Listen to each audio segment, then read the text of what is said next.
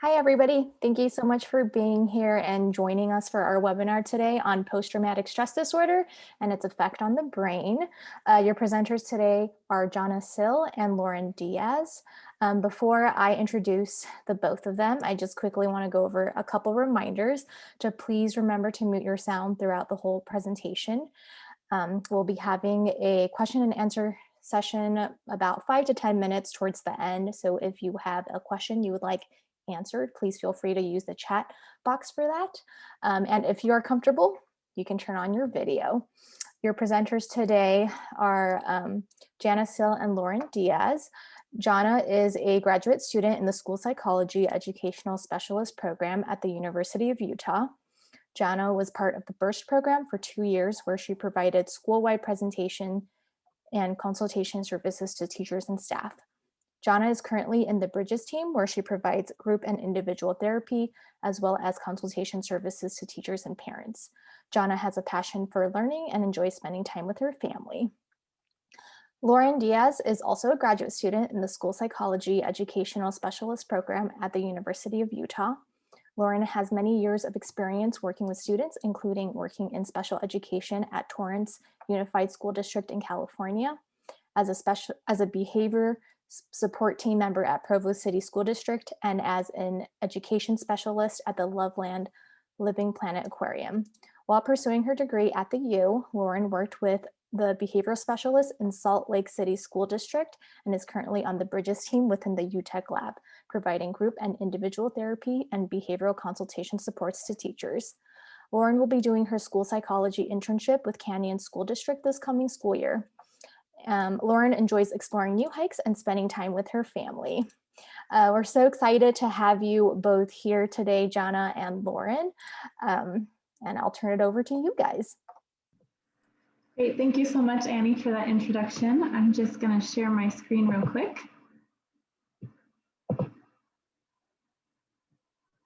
All right, can you guys see my screen? Okay, great.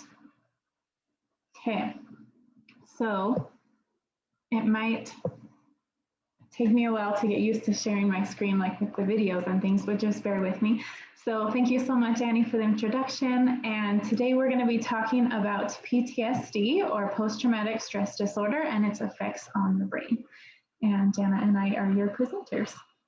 So first, I would like to get to know what you guys think about post-traumatic stress disorder. Maybe write in the chat just some words that come to mind when you hear the term post-traumatic stress disorder. There's a lot involved with PTSD, and just some first thoughts, and then I'll go into what it's all about.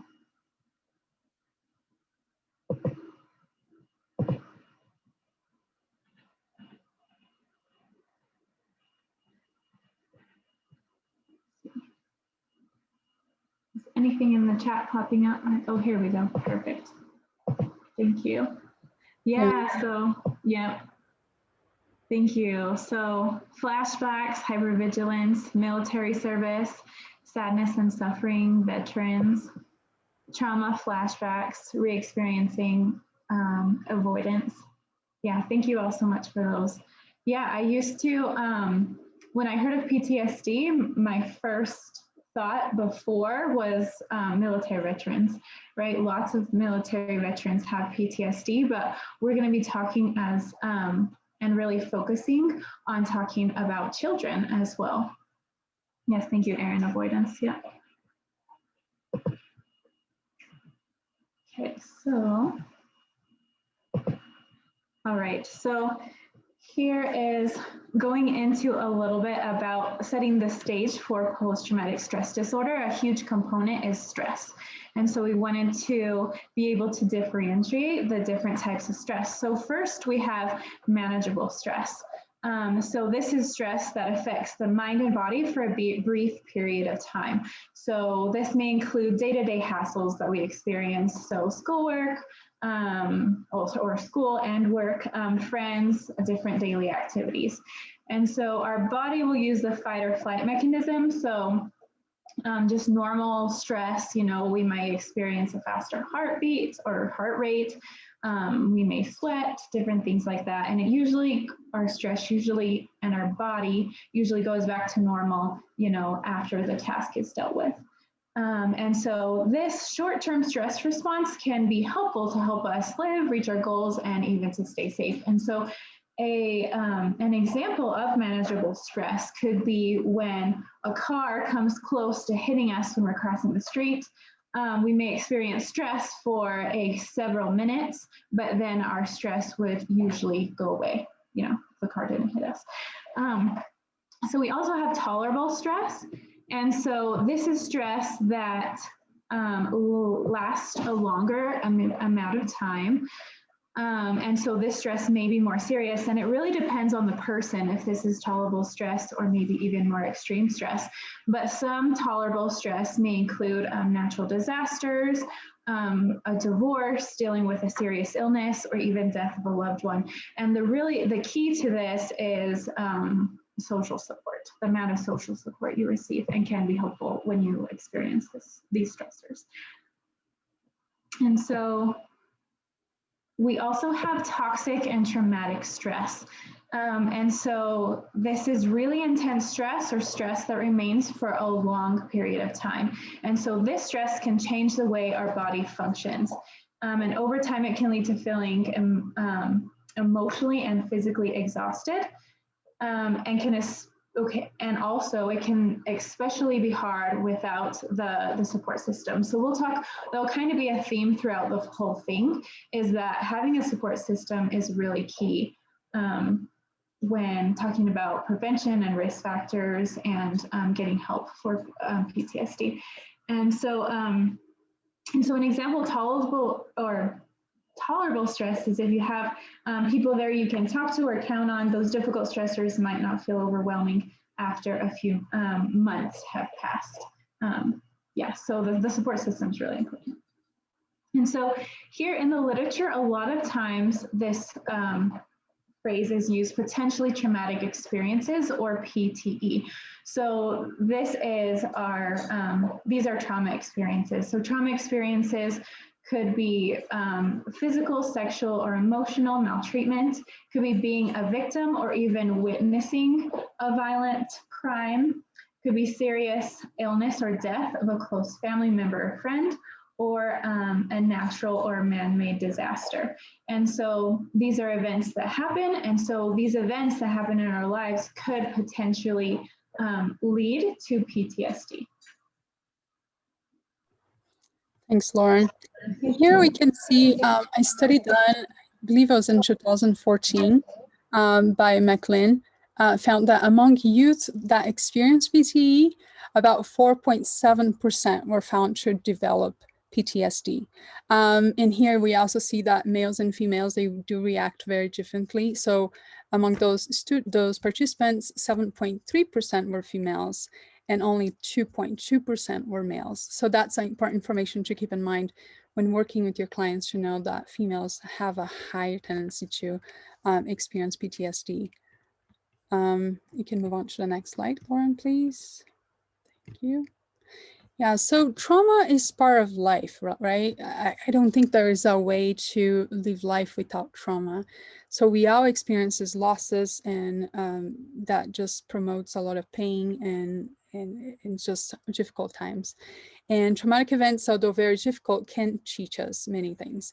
So it's like the pain. I heard this one time and I thought it was a pretty good analogy. It's kind of like when you touch a hot stove and you burn your fingers and you have that pain. The pain, it's necessary, like it's helpful, right? It helps you know that you should not touch the hot stove, that the fire or the heat can hurt you. So the same thing, the pain that sometimes we have from some events in life can teach us how to prevent those from happening again. But a lot of times, a lot of people, they are not able to view that way. And it's important to know that's not because they don't want to, it's just because they are truly not able to view, for many factors that we're going to talk about during this presentation.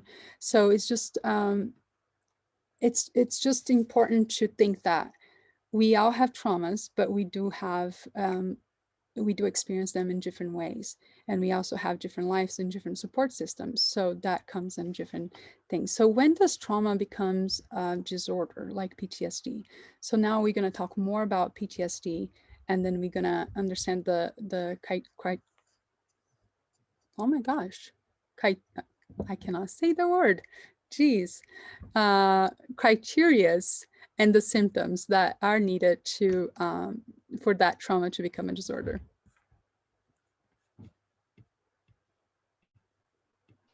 Yes, thank you, Jana.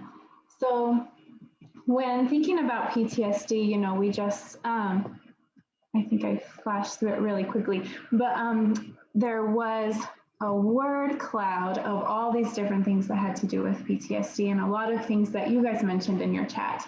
And so there's a lot with PTSD. And so here are some of the symptoms that the DSM-5 explains. So there's a traumatic experience, and with that traumatic experience, there may be symptoms that come with it that develops into PTSD. And so it's interesting that the symptoms are different for children that are under 6 years old. So I also wanted to highlight those as well. So general symptoms for PTSD, the first thing is that there'll be intrusion symptoms. And so those are things like persistent and intrusive and disturbing thoughts or memories, distressing reoccurring dreams, flashbacks, and psychological distress. And psychological distress in relation to maybe symbols or things either internally or externally that reminds them of their traumatic experience. And so for children under 6 years old, for children under 6 years old, you might see these things in the form of their play. And so they might have repetitive play of this traumatic event. So you might see that when they're playing, they're putting this event in their play. They might have reoccurring frightening dreams. And what's interesting with children under 6 is they might not remember what the dream was about, different from older children and adults. And so they, so again, they might reenact the traumatic event during play. So repetitive play and reenactment. And so there's also changes in cognition or mood. And so the changes in cognition or mood could, begin to worsen after the traumatic experience, and also might lead to the inability to remember important parts of the traumatic event. So they might lose part of that experience. So there might be constant negative beliefs of themselves and others in the world. And so they might have this belief is really common that they're bad because of this experience, which might not have even been, their fault. They might lose interest in participating in hobbies or desirable activities, and they may feel detached from other people. So they might even have an inability to feel positive emotions such as love, happiness, or satisfaction. And so they might, within this, they might feel like the world is a dangerous place since they're withdrawing. They have a tendency to feel, things are bad. So they might not feel secure in the world, and even unjustly blame themselves or others. And so the other part of post-traumatic stress disorder is that there's an altered arousal or reactivity, which begins with the traumatic event. So they might start having angry outbursts or aggression. They might have self-destructive or reckless behavior, or an increased in alertness or an exaggerated startle response. And they might also have sleep disturbances or different sleep disorders. And so here's just a summary of kind of the different symptoms of PTSD. And with that, we kind of touched on lots of, there's lots of different parts of PTSD. And so it's also important to remember that with PTSD, it's highly comorbid with all of the things on this cluster here. So with depression, anxiety, suicidality, things like that. And I wanted to input a personal experience that I had with a client that was came to the clinic, and this client came with thinking that she was anxious, and she also had trouble with concentration and being able to focus on her schoolwork.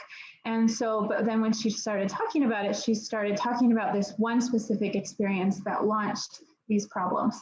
And so my supervisor said, you know what, you might want to check out if she has PTSD, if my client has PTSD. And she did end up having symptoms of PTSD. So I think it's interesting that, the client might not even realize that they have PTSD, but they might have, these other symptoms that are being triggered because of one event. Okay, so now we're going to go on to trauma inside the brain. And I forgot to do a disclaimer in the beginning that I'm not an expert on PTSD, but Jana and I are really interested in this topic, and we've researched this topic. Yeah, so here it goes, trauma inside the brain. These are areas where you can see trauma, where you can see trauma is in, or trauma impacts the brain. And so, you have your prefrontal cortex, which is the very front of your brain. And so that's your thinking center. That's where, you have your executive functioning and, are your thought area of the brain. And so all of these areas are involved with PTSD. You have the cingulate, which is the self-regulation center. You have the insula, which is the interoception center. You have the hippocampus, which is the memory center, and the fear center is the amygdala. And with PTSD, you'll also hear about the hypothalamus, which coordinates the autonomic nervous system and the activity of the pituitary, which is kind of close to the fear center where the amygdala is. And so that controls the body temperature, things like thirst and hunger, and other homeostatic systems involved in the sleep and emotional activities. So you can kind of see, how PTSD, can affect all of these areas and even in the symptoms. Sorry, there's something in the chat I need to see. Okay. All right. Okay, so also looking in the brain, so thinking about the hypothalamus. So the hypothalamus stimulates the pituitary gland to produce the ACTH hormone, or the hormone in response to stress. And so this hormone then stimulates the production of cortisol and epinephrine by the adrenal glands. And these hormones produce the fight or flight response. And so for individuals with PTSD, the body's fight or flight response is disrupted. And so either the stress response becomes activated during inappropriate times, or it fails to turn off. So both of those things could be happening. Okay, so here's this video, and hopefully it'll be good and play. Maybe someone in the chat could let me know that they're hearing the sound. Or give me a thumbs up. Oh, and one thing, there's no voice audio in this video, so there's just some reading at the bottom, so don't miss that.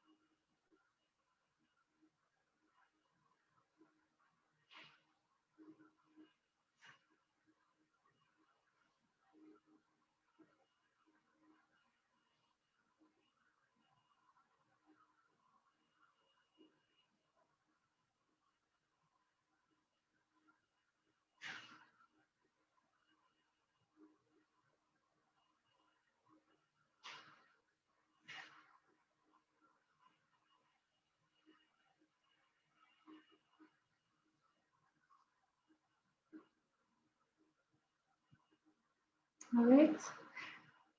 So I think this video just really helps to be able to see and picture what's going on in these different parts of the brain.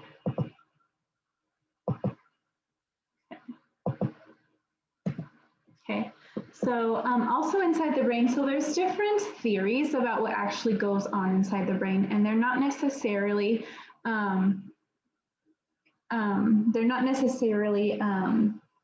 mutually exclusive, or so all of these theories might be going on, or parts of the theories. And so here's one theory also, is that the hippocampus is the area of the brain that contains a large amount of cortisol receptors. And this you kind of saw in the video as well, that regulates the cortisol levels. And so the cortisol levels remain high because of the constant stressor. The cortisol eventually damages the hippocampus, and a damaged hippocampus then has difficulty reducing the cortisol levels. And so therefore, this vicious cycle is created between the uncontrolled cortisol levels and the progressive degeneration of the hippocampus. And so the stress response then is not turned off.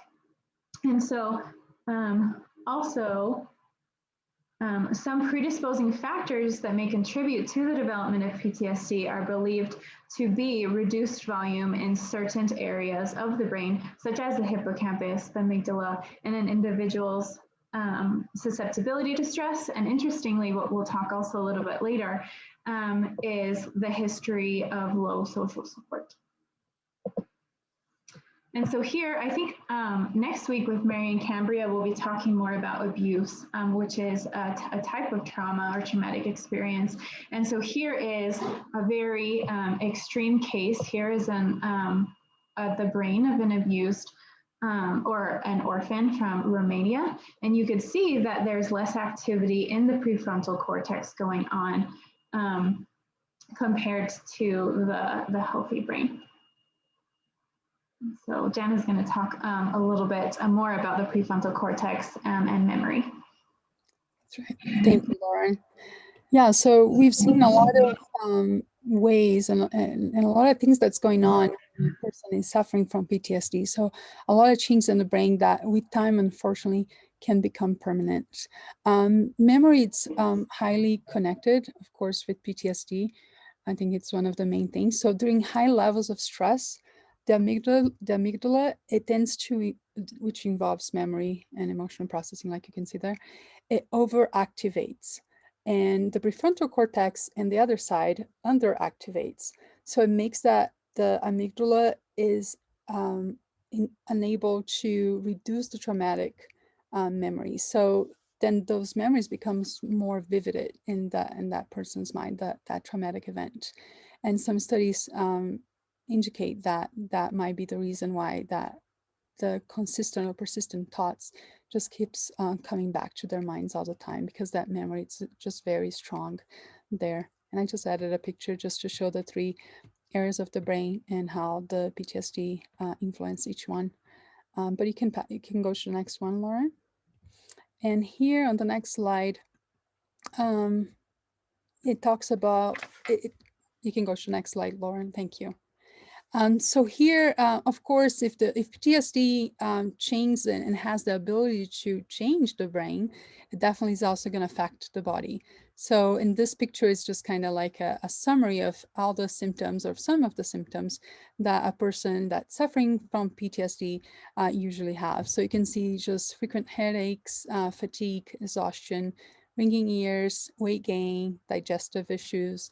So just that overall, I was just thinking about how it is to live like that when you are in a very high level of PTSD or severe level PTSD. It must be very difficult. But you can see that some of them are also normal for regular stress, right? So when it's kind of like a normal stress response. But when those symptoms, they become permanent, like the stressed event goes away and you're still feeling like that, then it's definitely a sign of something bigger, of something major. You can go ahead to the next. So here you can just see a little bit more about how PTSD affect the body system. just to save my English, I'm not going to read all those difficult words. I'm going to say for something else, but you can see that it pretty much affects almost all the body systems. And I think that's just amazing. Like, and I think that all those things are just important for us to keep in mind when we are working with clients and students that are suffering from PTSD.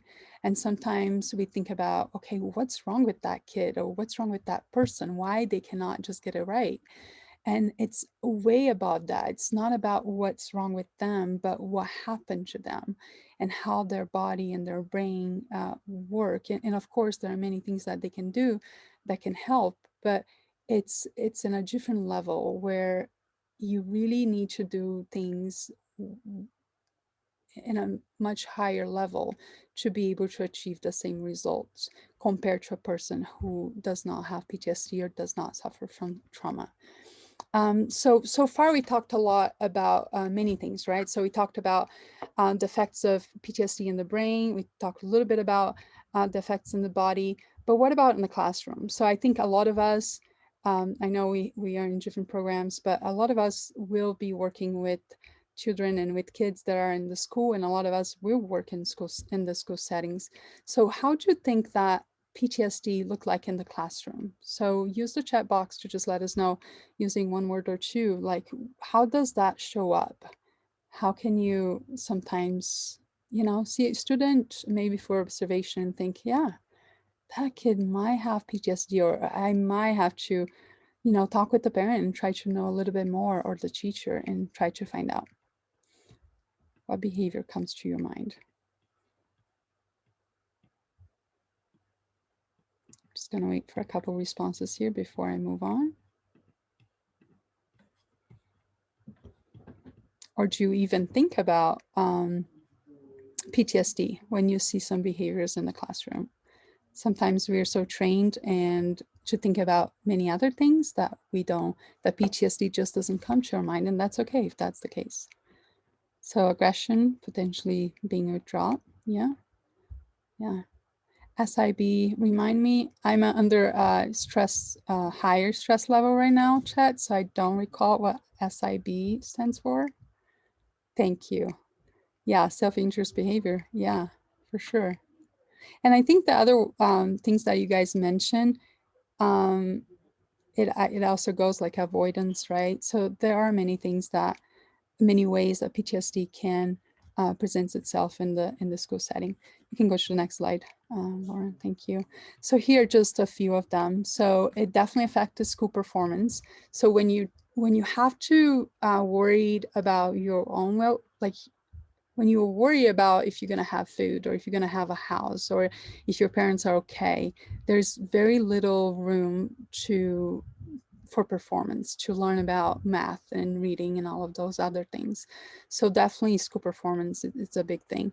It's also seeing increased dropout rates among students who have trauma or PTSD, and also suspensions and expulsions, that's just due to the externalizing behaviors, and also a lot of impulsive behavior. So I really like this graphic here, because it kind of shows that initially, like a younger kid, maybe the symptoms or the signs of PTSD that we can, you know, keep in mind when working with clients can be nightmares. And then as they grow older, just that fear, loss of appetite.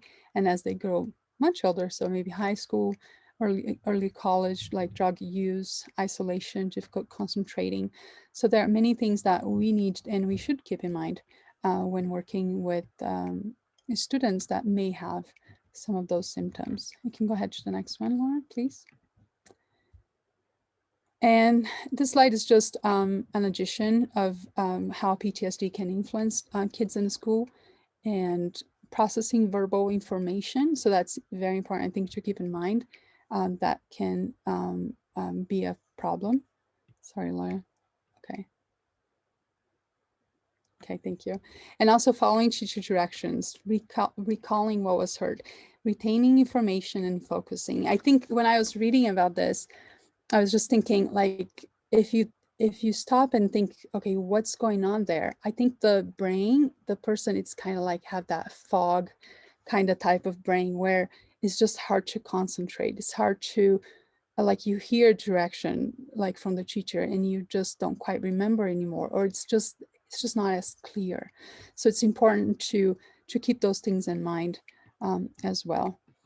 And when I say so many times about keeping in mind, just because I think it's helpful, and it helps us not to judge the students, and also to help them with the main problem, right? I can go to the next slide, Lauren, please. Could I mention something, Jana, with this area?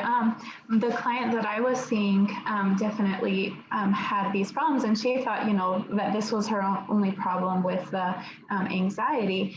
But she was, she was having trouble focusing in class, doing her schoolwork, because she was worried and thinking about this traumatic event, and because of this event, like what might be happening to my mom right now, or things like that. And so it was hard for her to focus at school and also at home to do her homework. Yeah. I'll go to the next slide now. Yes, thank you. And here it's just a summary of how the flight, fight, and freeze response looks like in the classroom. So you can see that the flight and fight, I see it more as that externalizing behavior, and the freeze more the internalized behavior, which is also important thing to keep in mind. And also when looking at the flight and fight types of behaviors, a few things came to my mind, but a big one was ADHD. So, and you can go to the next slide, Lauren, please. So I think there's a lot of, and not I, but the research shows that there's a lot of overlap between trauma or PTSD and ADHD. And that's another very important thing to keep in mind when working with kids that you may think that they have, or you received a referral for ADHD, and kind of really trying to get to know that student's history, and that kind of check the background information and see if maybe other things are going on, or if it's just ADHD, or if it's just PTSD. But you see that difficult concentrating and learning in school, easily distracted, often doesn't seem to listen, disorganization, hyperactivity, restless, and difficulty sleeping. So that's symptoms that you can see in both cases. And then there's the differential, but again, important to keep in mind there for all of us working in school. One of the biggest study and childhood adversity, it's called the Ace study. I don't know how we can talk about PTSD without talking about the Ace study. So I think most of you probably know about the Ace score and how this study was done. And it is just a huge study that's still been going on up to today. But it basically, they put together several risks, and then they created 14 questions that you answer, and then the scores are tally, and then you get a score. And we're going to have a links for all of you to take the ACE score in case you haven't. Go to the next slide, please. Thank you. But here are the 10 ACEs that was selected in that study. So of course, there are other types of adverse childhood trauma that's not included in the list of the 10 ACEs that's showing here, which it is community and environmental ACEs, such as racism and bullying and violence, community violence. And now there are other studies that are working on that. We're gonna look a little bit, but I just wanna emphasize that they divided all those 10 stressors into three main categories: so abuse, neglect, and household dysfunction. And then they put all together for a main score. You can go to the next slide, Laura. Thank you. So here, somehow the slides, go to the next slide, Lauren. I think the slides kind of got out of order. So here I just wanted to add, because Philadelphia, they did a program that expanded the ACE questions, and that's when they added that witness violence, the discrimination, and the bully, and the foster care, which I really, really liked. I always liked the ACE study, but I always felt that it wasn't completed. And now with those expanded version, it looks, at least to me, that it can provide a better picture of a student, of a person. So they included important factors there too that can definitely be traumatic events in somebody's life and can affect their lives. So you can go ahead to the next slide. No, the next one. That one's completely out of place. I don't know why. So the ACE possible outcome. So after you get a score and you have a number, then they look at the possible outcomes of like all the people in their study that their life, like all the things that they overcame in their lives and all the struggles that they passed, and then they divide it into those possible outcomes. So trauma can affect the children as they grow. So the ACE, they are focused in the childhood, but all that behavior, like the main study, it's more to show, hey, we really need to focus on the kids and protect them from those traumas or help them overcome the traumas, because if not, that's most likely what's going to happen to them. So most likely they will have problems with, sorry, I cannot see the, I clearly need glasses, but they will have more problems with health, physical and mental health, and also behavior, drug use, absence for work, the ability of not being able to really progress in life. You can go ahead to the next slide, Laura, please. And here's just another example of how the possible outcomes based on ACE scores. So here, 16% of the participants that were smokers had an ACE of 4 or more in the ACE scores. And also 18% of the participants with the score of 4 or more had more chances of attempting suicide. Can go ahead to the next slide. And here is just, I just added just as a, just to demonstrate for you guys how the ACE questionnaire works. And I'm gonna be adding the link so you can all take the, answer the questions and you get a number. You can go to the next slide, Lauren. And the next one as well. So you can see our 14 questions, and the questions are pretty basics, just for anything that happened to you when you're 18 years older and younger. And I'm just adding the chat in the chat here. And I would highly invite all of you to take the ACE score, because that's also going to help you know a little bit more about yourself. I know it did help me learn more about myself.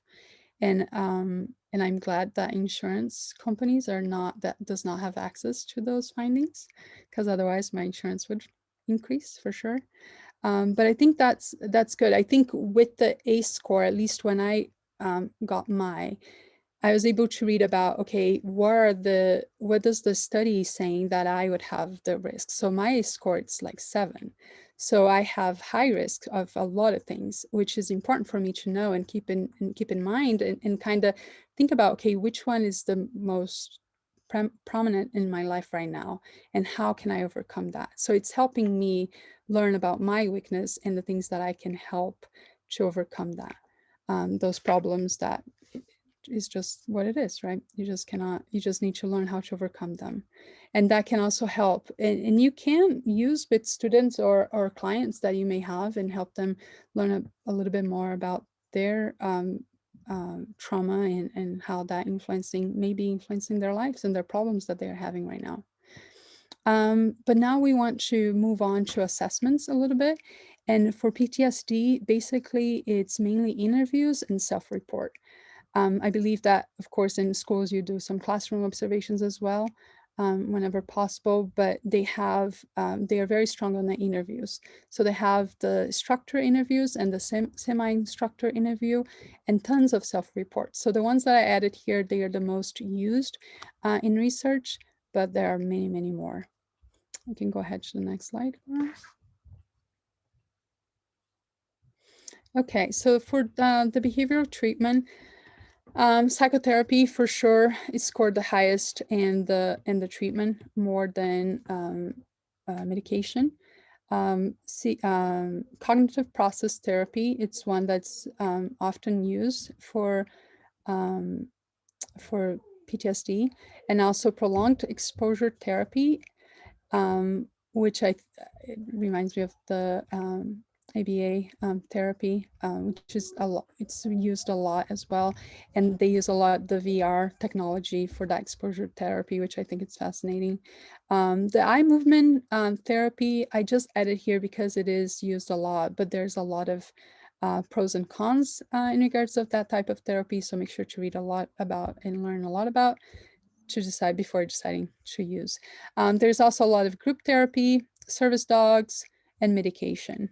And of course, like the alternate medicine, which is just like that more yoga, aqua, mindfulness, and meditation, which I think if combined with psychotherapy would probably be very strong, I'm sure.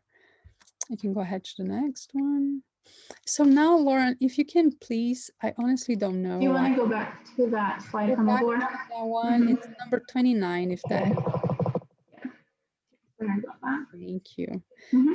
I really liked when I was reading this study, I did some more research and I found this picture, which I really liked. It talks about which treatments it's working. This was done in 2017. So you can see here that CBT, which is the therapy that I mentioned before falls under, it's highly effective. And they have the ones which I thought was funny, the surprisingly effective things like art therapy, support group, no sugar. I thought that was interesting. And also I was surprised to see the less helpful types of treatments like medication, SSRs, and antidepressants fell under the less helpful types of treatment. So of course, we all respond to different types of treatments, but this quadrant here, it's definitely, I would say, the way to go, like exercise, psychotherapy, and so on. Daily routines, and just like that well-being stuff that we all know a lot about. Okay, Lauren, please go to the next one. Thank you. Let me go back to where we were before. Okay. Yeah, that's right. Perfect.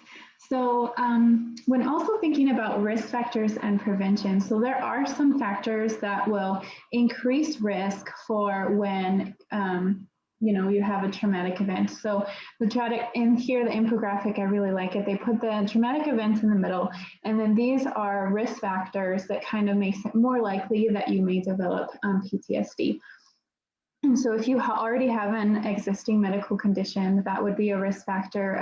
Genetics would be a risk factor. So there are certain people that are more predisposed to have PTSD. There's, other life stressors that may be going on. There may be, there's ways that PTSD affects the brain that we went over, or trauma affects the brain that we went over. So that could, influence development of PTSD, previous traumas, and then a lack of support.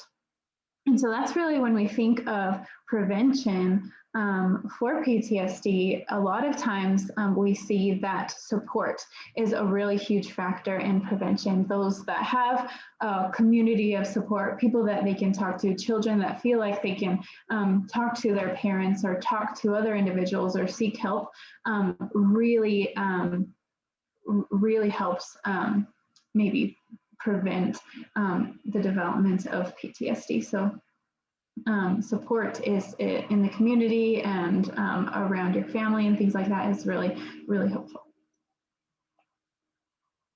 Okay, so I believe this is a video, so we're gonna watch this. The emotional effects of childhood trauma are well known, but new scientific research reveals that a child's positive and negative experiences can shape and reshape the brain.